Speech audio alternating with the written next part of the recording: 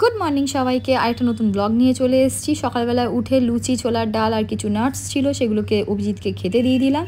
छेले मेয়েও খেয়ে নিয়েছিল। আমি স্নান করে নতুন চুড়িদার পরে বেরিয়ে গেলাম রাজবাড়ির দিকে। বড় কুটির পাশেই একটা নতুন বিয়েবাড়ি করা হয়েছিল, সেটার আজকে পুজো ছিল। আজকে রথ, যেহেতু সোজা রথ তো পুজো ছিল। এখানে সন্তোষদা, বিল্লাদা, অপরূপ ছিল। ঠাকুরমশাইরা পুজোয় বসে পড়েছে। বাজার হাট ছিল, তো সাজানো গোছানো চলছিল।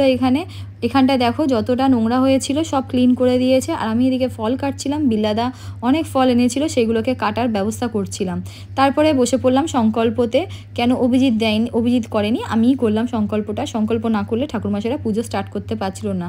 তারপরে পুজো স্টার্ট করে দিল। এখানে অনুষ্কা অবিরাজ স্নান করে চলে এসেছিল, মিলনের পাশে বসেছিল।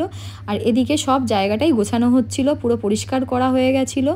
তো ঠাকুরমশাইদের পুজো স্টার্ট হয়ে গেছে। বাসের বড় কুঠিতে, যেটা বড় কুঠি মেন বিয়েবাড়ি রাজবাড়ি, সেটা আমাদের একটা অনুষ্ঠান ছিল আজকে।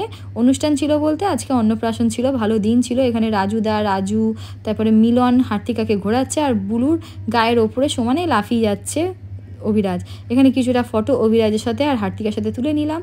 লাস্ট পর্যায়ে এসে গেছে, পুজোর হোম হচ্ছিল এখানে। তো ঠাকুরমশাইরা হোম করলো। তারপরে ভাবলাম যে বাড়ি যাব, তো দেখছি আজকে সোজা রথ যাচ্ছে, মিলকরণে দিয়ে সোজা রথ যাচ্ছে। তো একটু দাঁড়িয়ে গেলাম, আজকে খাওয়া দাওয়াও কিছু হয়নি বলে, তাই ভাবলাম যে রথটা টেনেই যাব। তা আমি আর টিনা দাঁড়িয়ে ওয়েট করলাম, দেখছি রথ আসছে। তো আজকে জগন্নাথ বাবা দর্শন পেলাম ভালো করে।